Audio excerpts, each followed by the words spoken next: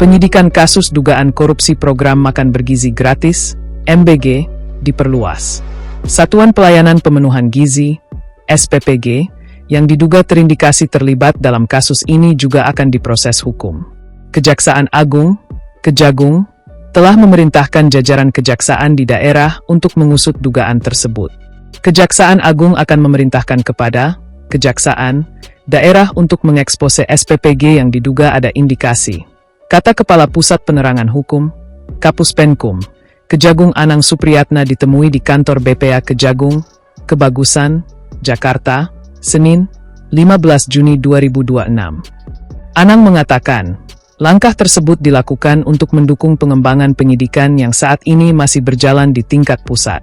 Namun, Anang belum menjelaskan lebih lanjut mengenai daerah maupun SPPG yang akan menjadi fokus pendalaman. Ia menegaskan, informasi tersebut masih menjadi bagian dari strategi penyidikan yang belum dapat dibuka ke publik. Menurut dia, penyidik masih mendalami berbagai pihak yang diduga memiliki keterkaitan dalam perkara pengadaan pada program MBG. Meski demikian, ia mengisyaratkan bahwa para pihak yang telah ditetapkan tersangka maupun yang sedang didalami memiliki keterkaitan satu sama lain dalam perkara tersebut. Selain mengembangkan penyidikan tindak pidana korupsi, Kejagung juga membuka peluang penerapan tindak pidana pencucian uang, TPPU, untuk mengejar aliran dana yang diduga berasal dari hasil kejahatan.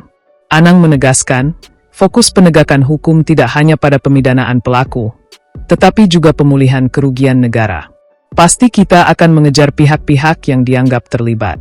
Tidak hanya memidanakan orangnya, tapi bagaimana kita juga memulihkan kerugian negara dengan salah satunya instrumen TPPU terhadap pihak yang ada kaitan dan yang menerima, kata dia.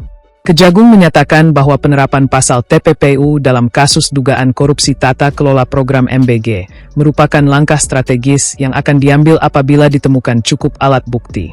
Jaksa Agung Muda Tindak Pidana Khusus, Jampitsus, Kejaksaan Agung, Febrie Ardiansyah penerapan pasal TPPU itu tergantung dari alat bukti yang pihaknya peroleh dalam pengusutan kasus tersebut. Nanti pastilah, terapkan TPPU. Pasti kalau ada alat bukti kita kejar. Jelas Febrie saat ditemui di kantor Badan Pemulihan Aset, BPA, Kejaksaan RI, Senin, 15 Juni 2026. Kejagung menegaskan bahwa tujuan utama penerapan TPPU bukan sekadar memenjarakan para pelaku, melainkan untuk melacak, mengejar, dan menyita aset-aset hasil tindak pidana korupsi yang telah mengalir ke tangan pihak-pihak yang tidak berhak. Instrumen TPPU dianggap efektif untuk memulihkan keuangan negara yang telah dirugikan akibat praktik korupsi tersebut. Penyidik akan menggunakan pasal TPPU untuk mengejar pihak-pihak yang terlibat dalam perputaran atau penyamaran aset hasil kejahatan. Hal ini mencakup pihak-pihak yang menerima aliran dana ilegal dari para tersangka, baik secara langsung maupun tidak langsung.